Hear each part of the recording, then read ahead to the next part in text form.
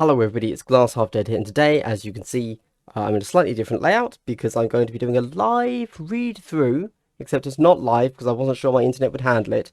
Also, I have good lighting with the window right now for this beautiful thing, of White Dwarf issue 472, because yes, we have the Genestealer Cults. This is going to be a super concise video for you. This is going to be me reading through for the first time, just taking it in. So if I get things wrong, that's on me, my bad. But yeah, first things first, let's get the highlights out of the way. Issue 472, as I am currently looking at getting into Warhammer 40k, comes with a bunch of chapter approved objective cards that you just got to punch out of a little punch card. And as a new player getting into 40k, man, cards are so good. Like, these mean that you will actually remember rules. So I would honestly suggest picking this issue up regardless.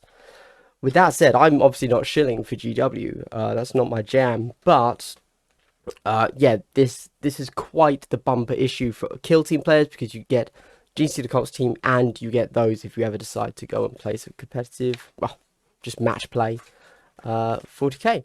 Let's jump straight into the Wyrmblade kill team. Okay, a few highlights first off. We get to play with the character models. So we get the Kellamorph, the Locus, two versions, and we get the Sanctus, which for some reason they've put at the bottom here instead of the top with the other characters, but whatever.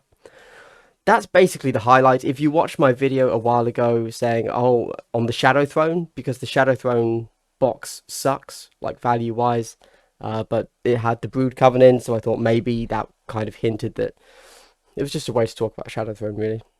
Anyway, so they've done something interesting here. The characters, we just have to sit down and read their rules. There's no way to get around that. Sorry. They've got a lot of rules to them, but they are 3 APL, whereas the rest of the team, the little dudes, are 2 APL. I'm into that. I love the idea of mixing the APL on different teams. Really cool. You're still led by just a standard leader though, which is interesting, I guess. And yeah, oh, sorry. And the final thing to note is at the bottom, there are heavy gunners and special gunners, well, just normal gunners. You could take 2 of each. Your total model count, but I don't like to call it model count. I want to call it slots. Our slot count is 14. Okay, one of those has to be a leader, so our slot count is 13 plus a leader. And each agent, they're called cult agent, I think. Probably. Let's call it a cult agent for now. The cult agent costs 2 slots, and you can only take 2 maximum. So although there are 4 possible options for the cult agents, which is Sanctus with sniper rifles, Sanctus with blades, Locus, Kellamorph, you could only ever take 2. Which means that when you really break it down, when you're up against a Wyrmblade kill team, you know that they are going to have 1 leader, most likely with a close combat weapon and a pistol. He can't take a plasma pistol, so probably, in reality, a mastercrafted auto pistol. I don't know, we'll see what that is, or a bolt pistol. And then, presumably, a power mort or power pick. Then, so you've got 1 of them, and then you have 2 characters, because that's the max characters you could take. And then you have 9 other slots. In those slots, you're going to have 2 heavy weapons, 2 special weapons. That leaves you with 5 models left. Chances are you're then going to get a banner, whoever that is, and then you're going to get 4 normal dudes. And that's it. That's what you're going to see. Now, the special weapons, chances are, I would say, Flamer and Grenade Launcher, because Grenade Launchers are awesome. I'm actually having real trouble seeing what we can take. Flamer, Grenade Launcher, Weber. I don't know what the Weber does. We'll have to go look at that. And then when it comes to the Heavy Gunner, chances are we're going to be seeing Mining Laser and Seismic Cannon. And also we have to see what the Icon Bearer actually does, but I suspect good stuff. Okay, let's go. Alright, so their special abilities up here are Cult Ambush, which if you know I'm going to assume that you know the Compendium team if you're here. Cult Ambush, they just get this as an ability. This makes total sense. This is something that I had expected would be what they get. Turned from a ploy, costing you 1 CP in Compendium, to just, you get this. So, for those of you that don't know, Cult Ambush is first turn, you can swap your orders for free, which is super cool. Now, we then have Preternatural Assassin. This is only the characters, the cult agents get it. And long story short, you get an invuln save, 4-up invuln, which is pretty nice. Each time a shooting attack is made against this operative in the roll defense dice step of that shooting attack, before rolling your defense dice, if it is in cover, you can do one of the following. Either retain 1 additional dice as a successful normal save as a result of cover, or retain 1 dice as a successful critical save instead of a normal save as a result of cover. So that's pretty cool.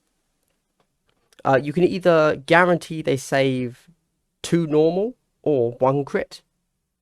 Yeah, I like it. It's pretty good. It's pretty good. We then get into strategic and tactical ploys. As you can tell, there's a lot here, and I am just going to read it all because I don't think there's any other way to go through this right now, as I haven't played the team. I've only given this a quick glance through before. This is, as I said at the beginning, this is no quick run through telling you exactly what to do. This is me reading the rules almost the first time along with you. So, can you still see it here? Yes, lovely. Meticulous plan. Oh, there we go. Yes, good. Until the end of the turning point, each time a friendly neophyte operative is activated, it has a conceal order. It can perform a mission action or the pickup action for 1 less action point. You can only use this strategic ploy once. Interesting that they've made that limited to 1 use per game.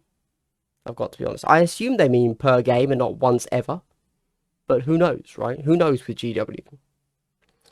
1 with the shadows, 1 CP.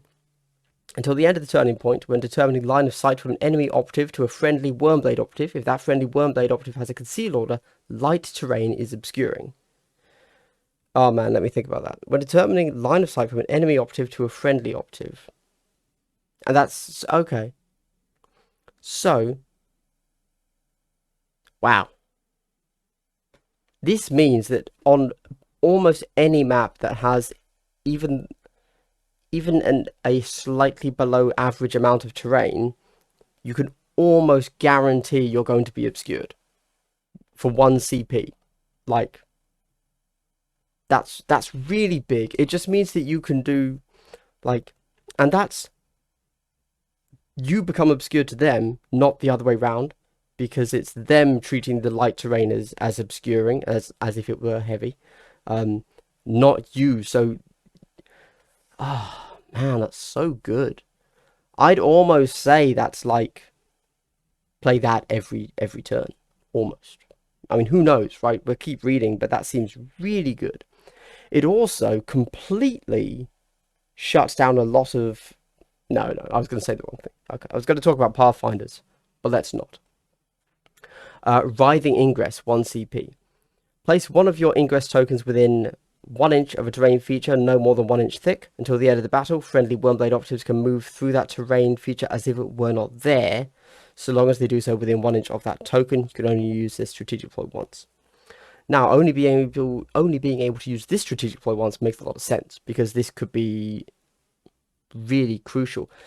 Obviously, so super fluffy, super thematic. I really like... Yeah.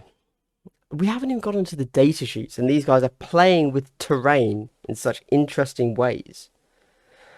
This is obviously, again, as it was with One with the Shadows, very terrain and board layout dependent, but this could be massive.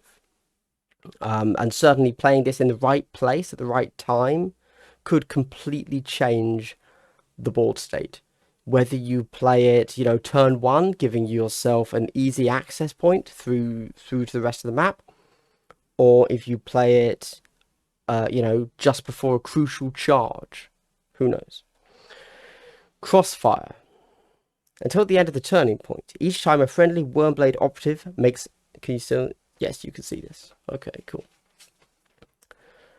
Each time a friendly Wyrmblade operative makes a shooting attack, if the target has not been incapacitated and does not have a crossfire token, the target gains a crossfire token until the end of the turning point.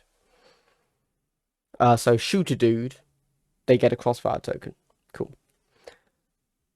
It seems like after you've made a shooting attack, you don't have to even hit them. You just make the shooting attack and then they get a crossfire token. Depending on what the bullet point we're about to read says, this could be kind of maybe you always want to take the autoguns that I'm sure coming up the neophytes will have access to either the autogun or the shotgun, and maybe you always want to go autogun so that you can always make that shot and you don't even care if you hit or kill or wound or anything, you're just getting that crossfire token on them. Let's see. Each time a friendly Wyrmblade operative makes a shooting attack, if the target has a crossfire token in the roll attack dice step of that shooting attack before rolling your attack dice, you can retain one as a successful normal hit without rolling it. Okay. Interesting. So obviously that just kind of goes to show, like, you have to have, I don't know what I'm saying. You have to have this team as a 14 model team, because for a crossfire to work, you've got to get those normal hits out. Okay, so that's the strategic ploys. 4 of them. Straight away, I'm wishing I had more CP. I'd love to say that one of these, one with the shadows, for example, is an auto pick, like every turn. But like maybe it's not, just because you want to use the others too. Who knows? Anyway. Slink into Darkness. They don't have any 2 CP ploys, so they're all 1 CP, so I'm not even going to call that out. Tactical ploys. Slink into Darkness. Use this tactical ploy at the end of a friendly Wyrmblade operative's activation. If that operative has an engage order, change it to a conceal order. You can only use this tactical ploy once for each ploy for each friendly operative once. Swap an engage to a conceal. Yeah, super useful. Could definitely save lives of your operatives at some point. But again, how are you getting the CP to do this? I don't know. Coiled Serpent. Use this tactical ploy when a friendly Wyrmblade operative is activated and its order is changed from conceal to engage. Okay. The first time that operative performs either a fight or shoot action during that activation, in the roll attack dice step of the combat, that combat or shooting attack, you claim one of your successful normal hits as a critical hit instead. So that's in RPGs, when you attack from stealth, you get a bonus. I almost wish this was baked into the datasheets, because it's a super cool idea. But yeah, okay. Unquestioning Loyalty. Use this tactical ploy when a friendly Wyrmblade leader or cult agent operative is selected as the target for combat. Select one other friendly locus or neophyte operative, excluding a leader operative, within blue of that friendly operative to intervene. If that intervening friendly operative is not within engagement range of an enemy operative, you can interrupt that combat to perform a free charge action with it, but it must finish that move within engagement range of the enemy operative fighting that combat. So this is basically, from 40k, this is, well, Unquestioning Loyalty, but it's not the Lookout Serval, it's the thing where you can, heroic intervention, right? And then if that intervening friendly operative is within engagement range of the enemy operative, it becomes the target for that combat. Oh, cool. Now, I'm just going to assume that both of these things happen and in that order, so that you do get to charge in and then get hit and presumably killed, but you save whoever you've charged in for 1 CP. That's something you just want to have. Like, you don't want to be without CP with this team, but you want to be spending your CP everywhere. Oh, gosh. Okay.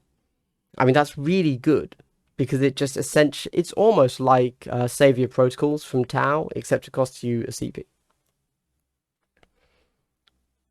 Hiding 1 CP. Use this tactical ploy in the setup operative step of the mission sequence, when you would set up operatives. Select up to 2 friendly neophyte operatives to be set up hiding instead. In the firefight phase, the first turning point. There's 3 bullet points. Friendly operatives hiding have a group activation characteristic of 1. are considered to be within the kill zone for activation purposes and can be activated as normal. Okay. When a friend can be activated as normal. Alright. When a friendly operative hiding is activated for the first time, set it up with an order of your choice anywhere in the kill zone within red of your drop zone and more than blue from enemy operatives. That operative is treated as having performed a normal move action. Subtract action points accordingly. Then continue its activation as normal. Man, okay, let's read the final one. Any hiding operatives not activated by the end of the first turn point are incapacitated. You can only use this tactical point once. So it's reserves, essentially. Like, it's the old kill team 40k style reserves. You are basically deploying off the board, and you get to choose where you come on when you come on. And they can come on first, or they can come on last. Or anywhere, obviously. Gosh, there's so many ways to set things up. Okay, all right, let's keep reading. We don't want this to drag too long. I've only just got into the data sheets, my gosh. You know what? I'm going to jump to the data sheets in just a moment, because first, obviously that's super exciting, but I wanted to say just a quick aside about the narrative. I normally don't look at the narrative, both in these White Dwarf things and in the big box team things.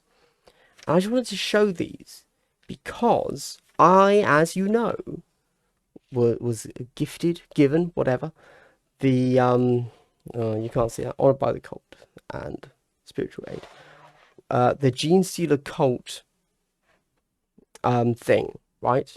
Like codex for 40k. And part of the reason I really liked that I got that is because of the crusade rules in there, the narrative. They were so interesting. They were so much more interesting than a Space Marine Crusade or whatever, or the Custodes. Give yourself a name. Because, I don't know, there was some actual, not crunch to the rules, that's not right, but it was so fluffy and thematic that I quite enjoyed it. Same with the Tau, actually. And I hope same going forwards with all of the codexes from now on. But over here, I kind of assumed that the Genestealer Cults here would get a similar thing. That they would get some sort of like extra, like almost a little meta game where you have to not win too much because otherwise you get found out too early and you're not at full strength. But they don't. It's exactly the same as the others. Okay, let's look at the data sheets. Neophyte Leader. Shadow Vector. Interesting. Once per turning point, you can use either the Slink into Darkness or Coiled Serpent Tactical Ploy without spending any CP if a friendly Neophyte operative visible to this operative is the friendly Wyrmblade operative for that ploy. Which one's the Slink into Darkness? At the top there. Oh, okay. Designated ploy, conceal order. Okay, alright. So that's quite nice. That's quite nice. You definitely want him to be near a Neophyte. If a friendly operative is visible to... Oh, you just have to be visible. You don't have to be near. Yeah, I mean, that's essentially a free CP a turn. So that's good. Okay, what has he got? Let's look at the bolt pistol. Yeah. Mastercrafted auto pistol. Balanced lethal 5 up. 2-3. As opposed to the bolt pistol, which is just a 3-4. I think in general, you'll probably want to go with the Mastercrafted auto pistol. Assuming that you don't go with an auto gun so that you can just shoot people. So let's see, he's got the chainsaw, which is a 4-5 ceaseless. Is that what chainswords normally are? 4-5? Okay, nice. A power maul, which is 4-5 stun, and a power pick, which is 4-5 rending. Oof. That's a tough one. I'm actually not sure. I would have to go away and consider, my good sirs. I'm not sure which of those is best. Any are good, it seems. Yeah. I guess naturally I'd lean towards rending with the power pick there. Right, let's go to the Kellamorph. Oh, man. Okay, so firstly, APL3. He's not on screen. Now you can see him. Good. Excellent. 9 wounds. 9 wounds. So that's not a lot of wounds. That's not a lot of wounds. Don't forget that they do have preternatural assassin. So if they're behind cover, they're guaranteed to save 2. Or a crit save. And you've got a 4-up save with an invul. So they are more durable than their 9 wounds suggest. But if you get caught without cover, you're probably going to get one shot. So let's go through it. Heroic. Oh, sorry. Let's do the guns first. You can see it. Yes. Liberator auto subs. Each time this weapon is selected to make a shooting attack, select one of the profiles below. Long range and short range. Long range is 4 attacks hitting on 4s, damage 3/4, P1 rending. Short range, 5 attacks hitting on 2s, 3/4, 6-inch range, P1 rending. Okay. So obviously 5 attacks hitting on 2s, P1 rending, super good, but not crazy good. But basically you're killing what you're shooting unless it's a custode, I mean, or a Death Guard Plague Marine, right? Yeah, very nice, very nice. However, to get that, you need to be within 6. So I would say you definitely want one of the neophytes to be escorting this guy and have a CP ready to go pop. You can't kill him now. Unquestioning loyalty. Boom. And then he has a Kelemorph knife, which is, attacks 3. I mean, it's still an acceptable 3/4 rending, but yeah, don't get into melee with him, which makes sense. You know, he's got his hands too busy with guns to be using a knife. Heroic Inspiration. If this operative incapacitates an enemy operative until the end of the turning point, it is a Heroic Inspiration. I'm going to have to reread that because the grammar has confused me. The tense, sorry. If this operative incapacitates an enemy operative until the end of the turning point, it is a Heroic Inspiration. Right, it is a Heroic Inspiration to other people. Okay, right. That threw me. Each time a friendly Wyrmblade Neophyte operative fights in combat or makes a shooting attack, if this operative is a Heroic Inspiration and is visible to and within 3 inches of the friendly operative in the roll attack dice step of that combat or shooting attack, you could rotate one of your attack dice results of 5+. That is a successful normal hit as a critical hit. So anyone within 3 inches gets 5-up lethal. It's not called 5-up lethal. Yeah, it's lethal 5-up. What am I talking about? And does it have to happen then and it's a lasting effect? Roll attack dice for that combat or shooting attack you can rotate. No, so you could, for example, make a kill and then with your 3 APL move dash over to where there's a fight happening, or you have your next little cluster of neophytes you want to activate and they would be heroically inspired. Okay. Yeah, cool. I mean, to be honest, lethal 5-up isn't super great on like an auto gun, but fine. Expert Gunslinger. This operative can perform 2 shoot actions during each of its activations. Perform 2 shoot actions. Okay, so obviously you have APL 3. You will still be using 2 APL to do that. There's no free shoot action included there, but yeah, you can shoot twice. Hypersense for 1 AP. Oh, also, minor note, I think this is the first time we've seen a datasheet formatted this way. I feel like I'm wrong as soon as I say it. But normally, we have had abilities, and that has taken up 1 column. And then we've had unique actions, and that has taken up 1 column. But they've actually like bumped unique actions down, which obviously makes total sense that you can do that if you have enough text.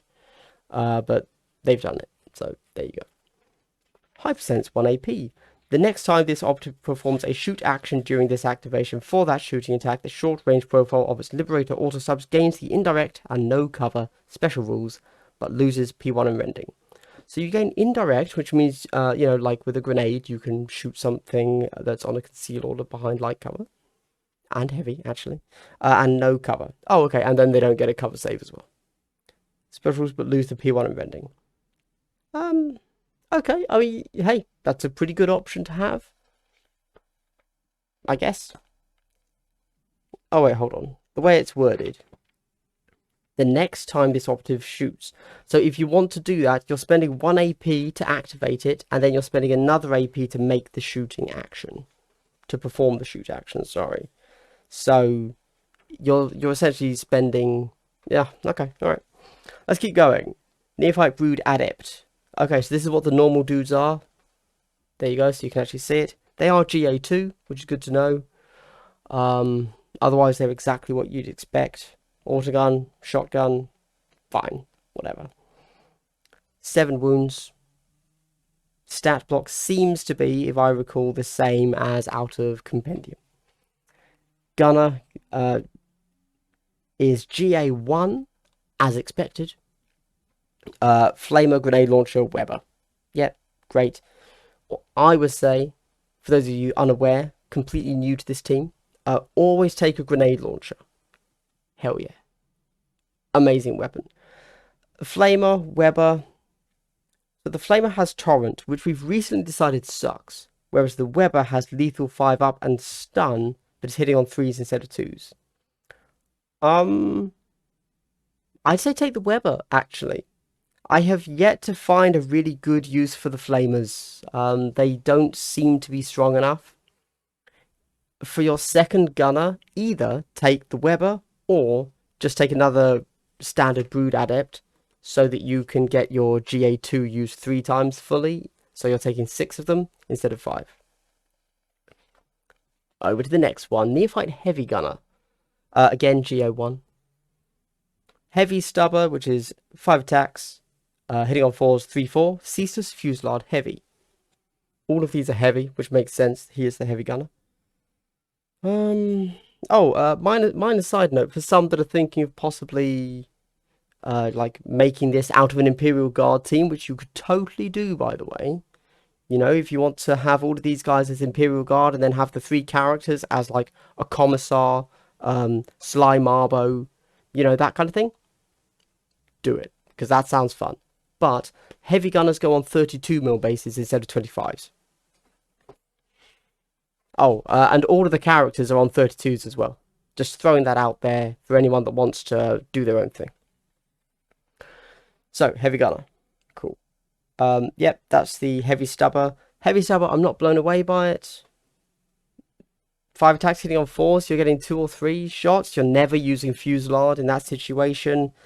Rerolling 1s is nice, but it's 1s I would have preferred Relentless on that, to be honest. Relentless would have made it a probable take. Mining Laser. 5 attacks, hitting on 4s, 5, 6, AP1.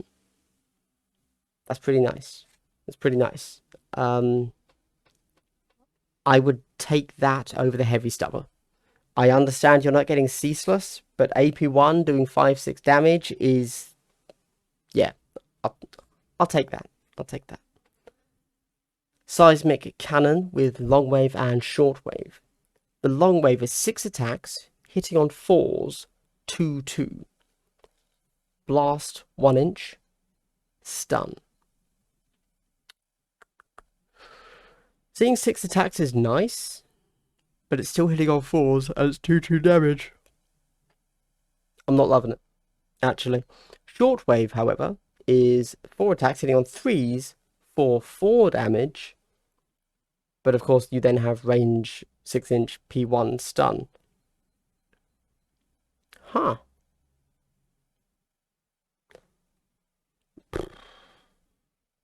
I don't know if I like that. I don't know if I like the Seismic Cannon. You know what? That's one where I'm going to have to wait for better players to play it and let me know whether you actually even take the second heavy gunner. It's entirely possible that maybe you always take the Seismic Cannon, but it's also, that's the model that you always, along with the Weber, maybe, drop to within, what's it called? Cult Ambush? No. I can do it. What's it called? Hiding. The easiest word in the English language. Well done. Easiest word in this codex, and I couldn't remember it. We then get the Icon Bearer, who is, again, GA1. Icon Bearer, when determining control of an objective marker, treat this operative's APL characteristic as being 1 higher. Note, this is not a modifier. In narrative, I'm not even going to read the narrative playbook. Come on, guys. Unique actions. Signal the strike, 1 AP. Until the end of the turning point, for the purposes of the Cult Ambush ability, if this operative is visible to and within 3 inches of the friendly operative performing the fight or shoot action. Ugh, what? Keep reading. Keep reading, it will make sense. Okay. You can reroll any or all of your attack dice instead, rather than attack dice results of 1 result. This operative cannot perform this action while within engagement range of an enemy operative. You know what? This proves that I should have actually read the whole of the Cult Ambush rule, because that doesn't make sense.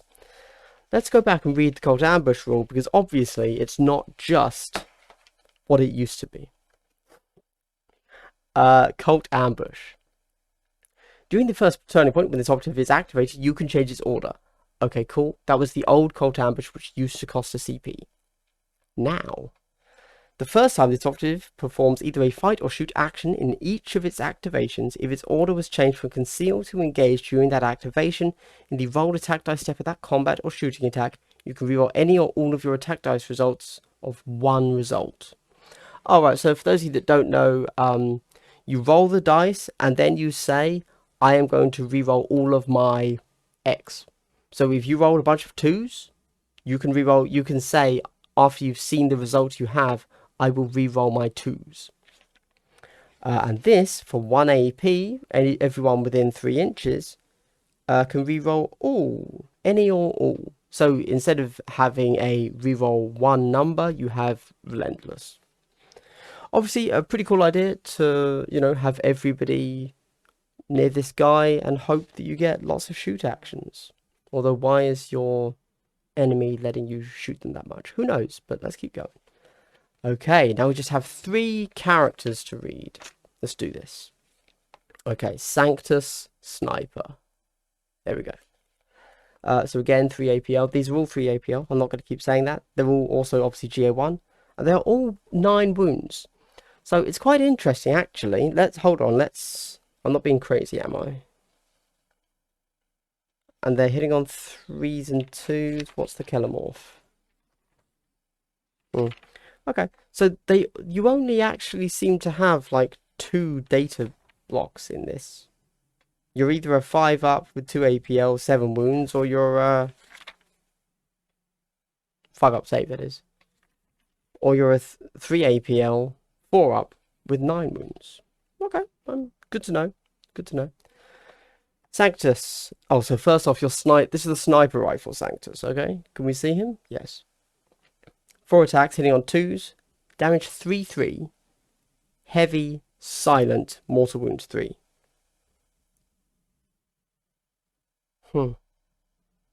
Okay. So obviously silent's great because you could be shooting whilst concealed. That's good. But inevitably that does mean you're never going to be using your Cult Ambush ability where you get to reroll dice. But you're hitting on 2s, so you don't need to reroll dice. But you kind of do, because you're only doing anything particularly useful on a 6. Sorry, that's not entirely true, obviously, but you gotta roll some 6s. Then you don't have any abilities, but you do have unique actions. Target vulnerability for 1 AP. Until the end of the activation, the Sanctus Sniper Rifle this operative is equipped with gains the lethal 5+ special rule. Oh yeah, okay, cool. That's nice. Obviously, that really helps with what I just said of getting crits. Mortal wounds 3, I mean, that's going to be pretty tasty. Yeah. Familiar's Soul Sight, 1 AP. Select 1 enemy operative until end of the turning point. Each time until end of the turning point. Alright. Each time this operative makes a shooting attack against that enemy operative. The Sanctus Sniper Rifle this operative is equipped with gains the no cover special rule for that shooting attack. Again, that simply removes their save. It does not allow you to shoot them when they are on a conceal order and behind cover. That enemy operative cannot be obscured for that shooting attack. So they can't be over 2 inches away from heavy cover and being obscured. You still would need visibility to shoot them, though, to be clear. Areas of smoke cannot prevent that enemy operative from being visible for that shooting attack. Which implies to me, because they keep mentioning smoke grenades, but really, so far, the specialist teams, only commandos have them. So I'm pretty sure more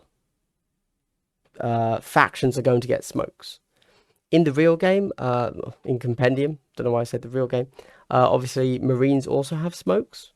But yeah, presumably we will see at least the specialist Marines also get smokes, or more too. Okay. Sanctus Talon. Basically Sanctus, but he's got a knife instead of a gun. Sanctus Biodagger, 4 attacks, hitting on 2s, 3/6, lethal 4+, stun. Oh, I just set my Siri off. Whoops. Go away, Siri. Oh, yeah. This is properly up. I told you I was planning on doing this live. This is not getting edited. Okay, lethal 4+ in melee, super nice. Hitting on 2s, stun 3/6. Okay, so, man, I'm getting more and more used to how melee combat works here. Lethal 4-up's really nice. Your 4 attacks, you should be getting 2 crits. And you have stun. And therefore, you are quite easily killing something with 12 wounds, actually. Not too bad. Not too bad. But even then, you're not killing anything in the game in 1 hit. So you are taking a hit in return. And you only have 9 wounds. You can only do this 2 times. If you're super lucky, 3 times. Okay. Creeping Shadow. This operative can perform a charge action while it has a conceal order. Each time after this operative fights in combat, it can perform a free dash action, regardless of any other actions it has performed during this activation, and even if it is within engagement range of an enemy operative, but it cannot finish that move within engagement. Okay, alright. So you can charge with a conceal order, okay. And then after you fight, it can perform a free dash action. So you get a free fallback, like a free mini fallback after you've fought. I'm not sure how often you're going to be failing to kill a model and still being alive yourself. Unless you're charging into like really weak models and you fluff your roll. Unique actions. Familiars. Soul Sig Hit. Select 1 enemy operative. Until the end of the turning point, each time this operative fights in combat with that enemy operative, the Sanctus Biodagger this operative is equipped with gains the brutal and balanced special rules for that combat. Oh, okay. So you can do brutal, which means that you can only be blocked by crits, and balanced. Balanced is reroll 1 dice.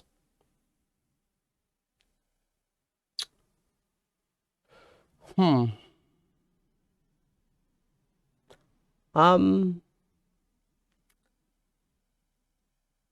are you gonna do that?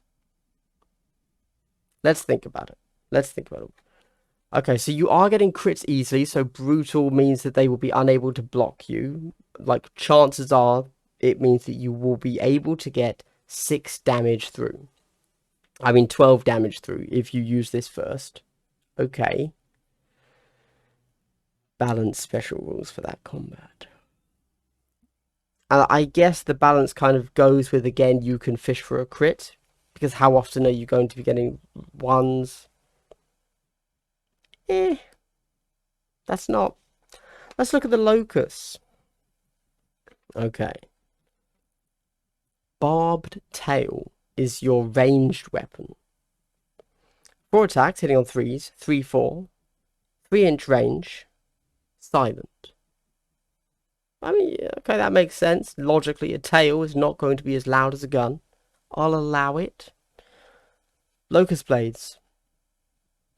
5 attacks, hitting on 2s, 4/6, lethal 5-up. Okay. Is that good? I mean, 4/6, lethal 5-up. But then Sanctus is 3/6 lethal 4-up, stun. 4 attacks, 5 attacks. 2s. I mean, okay, so obviously it depends who you're fighting against, but so far, just raw datasheet stats, I'm leaning towards the Sanctus there.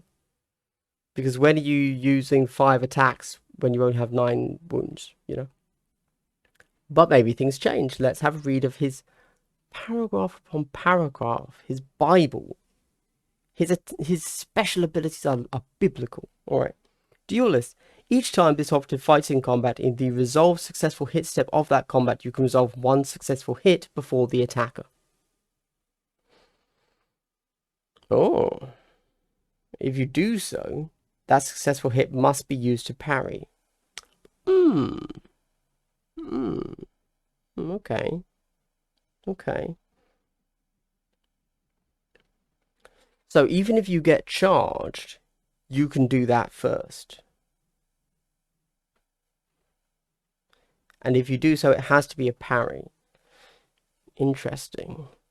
Oh man, that changes things a lot. It means you are guaranteed the attack for I can't intuitively understand how strong that is. It feels like it will change everything. Because especially when you are 4/6 damage, that feels really good. It means that nothing can, well, apart from Custodes or Tyranid Warriors, nothing can really charge you and be safe. Because you always get the first 6 damage through. And then what do? Right? Or, likewise, this guy can always block their first hit. And because he's got 5 dice hitting on 2s, he will probably have the weight of dice behind him to stop you from killing him. And presumably kill you in return with 4/6 damage. Gosh. Okay. Expert Swordsman. This operative can perform 2 fight actions during each of its activations. Each time after this operative fights in combat, it can perform a free charge action, even if it has done so during this activation, but can only be moved up to 3 inches. Interesting. So you could charge, which gives you, you know, a nice 8-inch charge, 8-inch move, fight, kill, free charge from Expert Swordsman into something close by, fight, kill again. Although, are you actually going to survive 2 fight sequences? Not against a lot of things, I would say. So, if you're just like running in there and bullying a bunch of Tau Pathfinders or Imperial Guard with just gun butts, then yep, you could do that. Outside of that, not sure. Not sure. Anyway, Quicksilver Strike, 1 AP. I would say, I'm just thinking off the top of my dome here, but this seems like, just because of his wounds, you've got to think how many combat actions, fight actions can you take before you die? And with 9 wounds, not many. Like, if you run this guy into, for example, any orc with a chopper, I think I'd have to think about it and really talk about that later. But just this guy's obviously very good in melee, but once. After that, nah. But you can kill anything once. Then you are not guaranteed to get the kill. But because you have 5 dice hitting on 2s, I think this is going to promote you blocking more than striking. So you just want to keep blocking until they have run out of dice. and then you use 1 or 2 attacks, relying on your 3 APL and fight twice ability to fight again and get the kill, because you get an immediate hit. An immediate 6, most likely. Okay, Quicksilver Strike, 1 AP. Once this turning point, when an enemy operative is performing a normal move or dash action and moves within...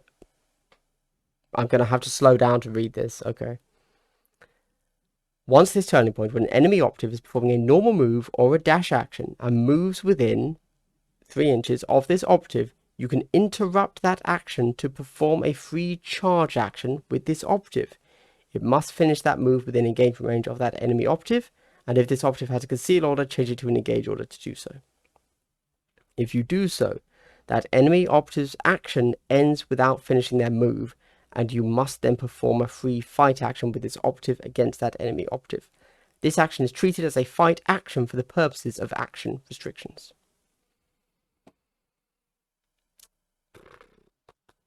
Okay, so engagement range is 1 inch. It's a 1 inch bubble around a model.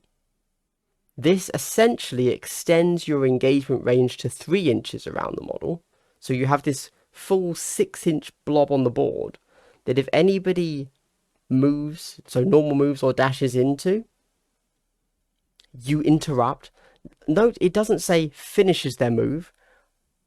I think you are this 6 inch bubble on the board that if anybody goes anywhere near, you get to attack them first. Which means that, but to clarify, not with a charge. If you get charged, they charge you. That's on you. But you are a normal move and dash, anti-dash bubble.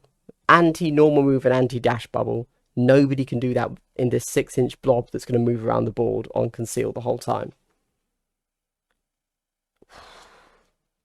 Man, I'd have to just go and think about how that works. Like, that's huge. Okay. But, like, because we haven't really had that in the game before, I can't just sit here and say, oh yeah, this is how it's going to affect things, obviously. Because, like, okay, alright. It's all fine, it's all good. It's all good. Equipment, Tac Ops, and we're done. We're almost there, guys. We're almost there. Okay. Alright. Equipment. Frag grenade. Excellent, because I don't need to talk about that. Blasting charge. Now, I believe... I was going to say this is just a crack grenade, but it's not at all. It doesn't do as much damage as a crack grenade, but it does have blast 1 inch. So, okay. Flash visor. Each time this operative is activated, you can ignore any or all modifiers to its APL. Any or all modifiers. Does that remove heavy? No, it doesn't. Heavy doesn't modify your APL. Unwieldy might. I'd have to look at the wording. When are you using this? Are you just using this to stop your APL being modified? Are you afraid of being stunned randomly? I don't know. Spotlight. While an enemy operative is visible to and within red of a friendly operative with this ability, that enemy operative cannot be obscured. Oh, okay. That's potentially pretty cool. You know, as you're moving your guys up the board, it's 3 EP. You're not going to be able to use that huge amounts, actually, are you? I was thinking you keep your big guns, your seismic cannon, whatever, your mining laser, your heavy stubber, whatever, at the back of the board, and then boom, spotlight on everything you can. Move up 3 guys with spotlights. Suddenly they can't be obscured, but I don't think that's actually worth it, probably. Maybe 1 spotlight. Seems interesting. Cult Talisman. Once per battle, when a shooting attack is made against this operative in the resolved successful save step of that shooting attack, you can change one of your retained normal saves to a critical save. Okay. Cool. I guess. Yeah. Oh, climbing equipment. Over here. There we go, you can see it. I'm not going to read it, because same as frag grenade, you know what climbing equipment does. Climbing equipment, obviously, I suppose that would be useful on your heavy weapons. Get them into position, but really, as well, it technically still works with a dash, but not brilliantly. And then when else are you using it? Probably not a huge amount, would be my guess. Maybe with one of the melee focus guys to get them up the board quicker. And then a Cult Knife with 4 attacks, hitting on 4s, 2, 3. Alright.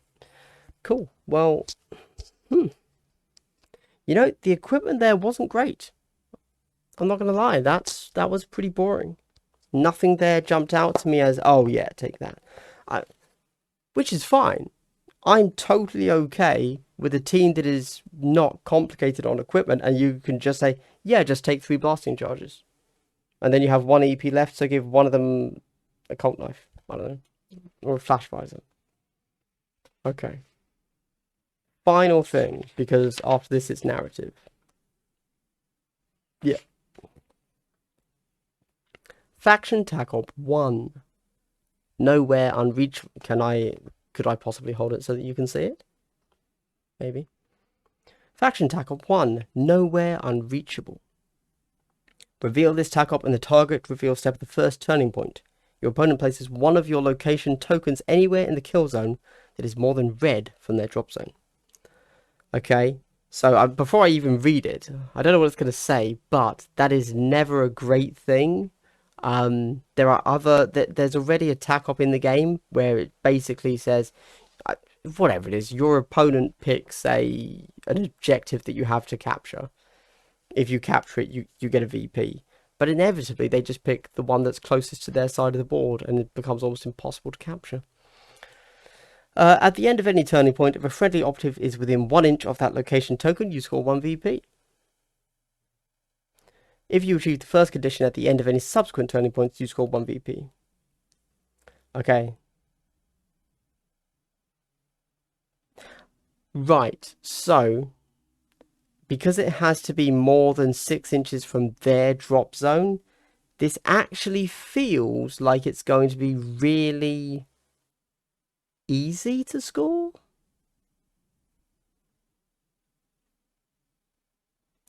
Although that said, it's anywhere in the kill zone, so if there's any, you'll probably put this on a vantage point so that they would have to climb, which will make it harder for them to get up there. And more than 6 inches from their drop zone almost always means it's going to be very close to the middle of the board. I mean, let's keep reading, but that sounds, actually, because it's 6 inches from their deployment zone, not 3 inches, possibly pretty good. Faction Tac Op 2.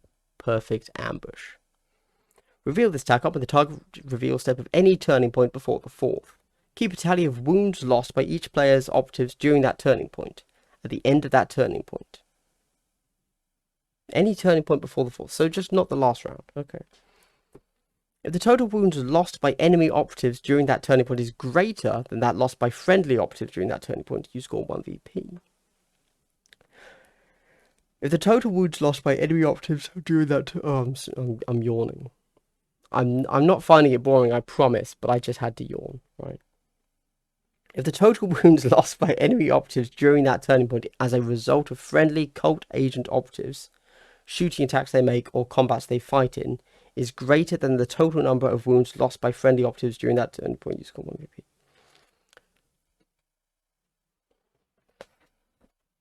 I'm going to have to reread the entire thing because I don't know what it's just said. Okay.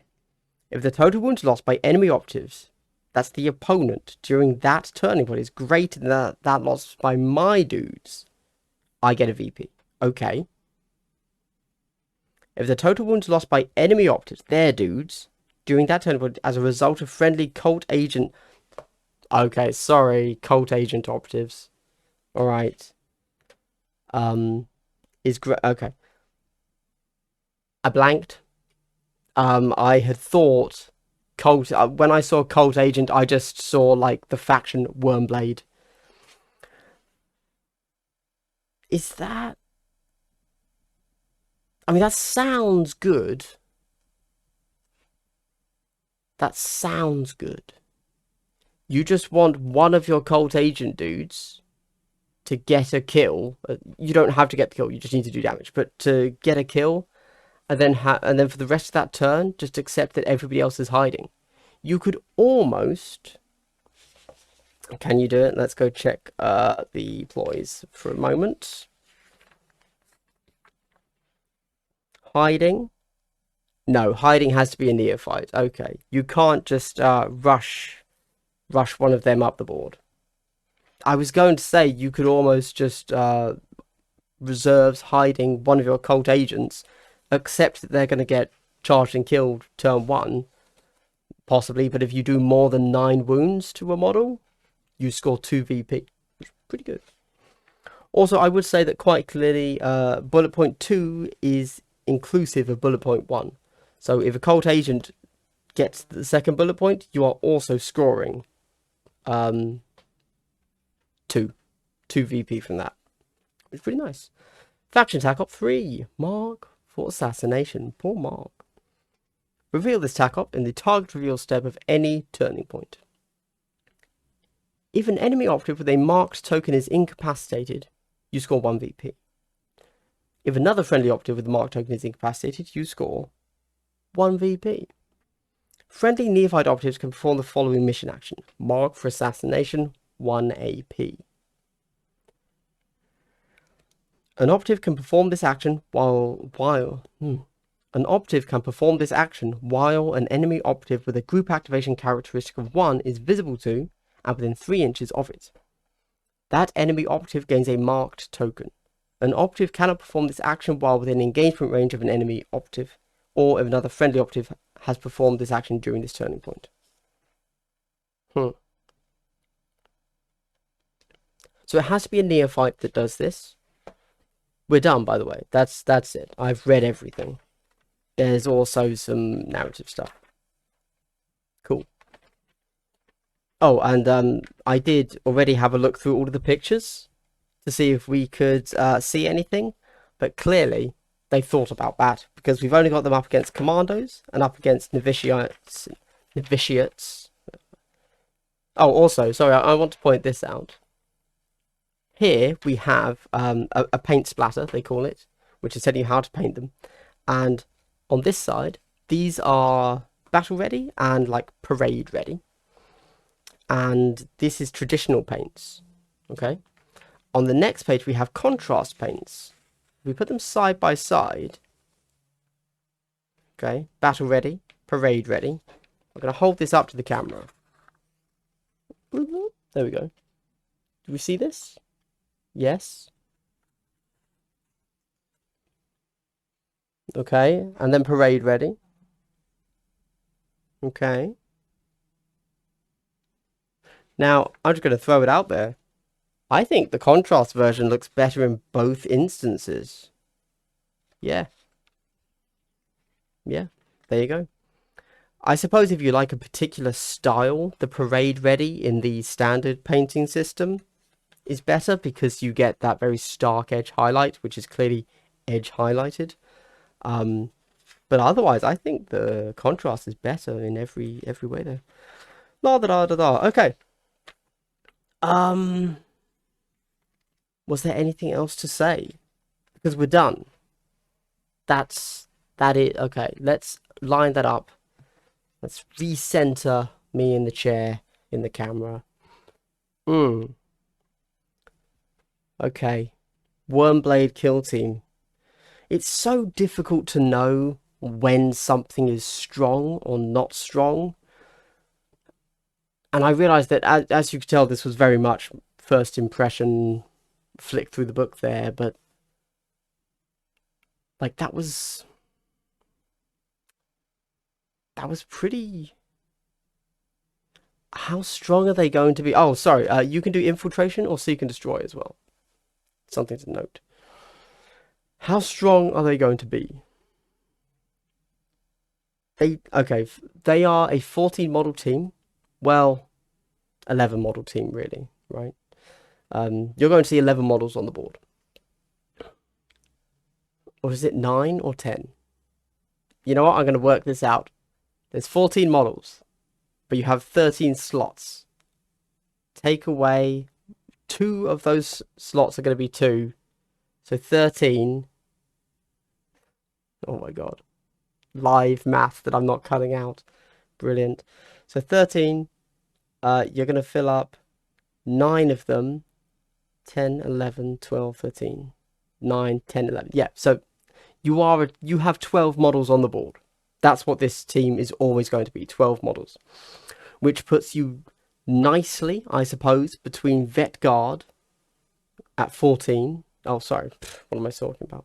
Between, you're just below Vet Guard, you're just below Pathfinders.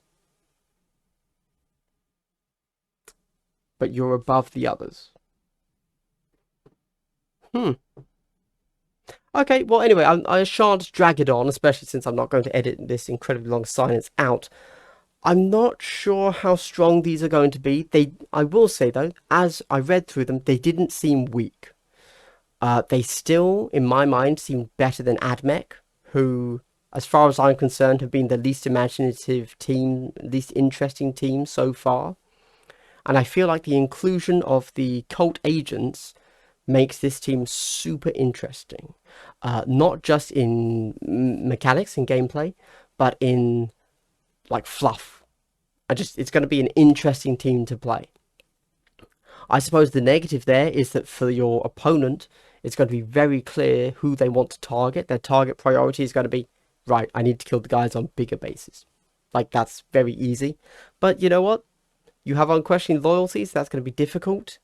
And because you have access to Preternatural Assassin, where if they are, you know, within cover, they're actually really pretty strong. You're guaranteed 2 saves.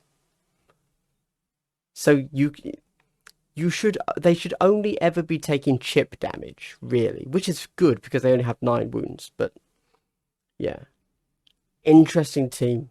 I really don't know how to take them just yet. I'm definitely interested to look at the next tournaments or whatever and see how they perform.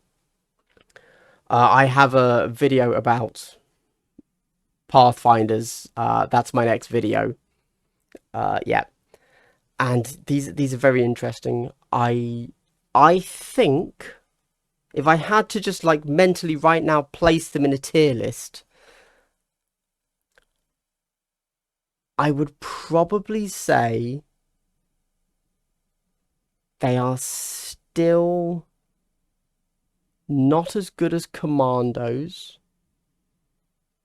not as good as Pathfinders, but I would Novitiates. I would say they have an edge on Novitiates, but then they are above everything else. But honestly, like, against Novitiates, maybe Novitiates take it. Oof, that's a tough one. I'm not quite sure. Okay, anyway, cool. This has been very interesting. I luckily, because I recently, as mentioned, got the Genestealer Cult Codex for 40k, I have an entire kill team already built. So I can actually throw these on the table right away. In fact, I might even go and do a battle report with them because that's interesting. Although I'm also not sure if I'm doing battle reports for Kill Team anymore. It's a whole nother concept. No need to jump on that. Anyway, thank you for watching. If you've made it this far, this will be my longest video in a very, very, very long time. As I say, this was supposed to be a live video, but it hasn't been. Alright, well, thank you very much for watching, everybody. This has been Glass Half Dead. I hope you've had a good day and continue to have a good day. Goodbye.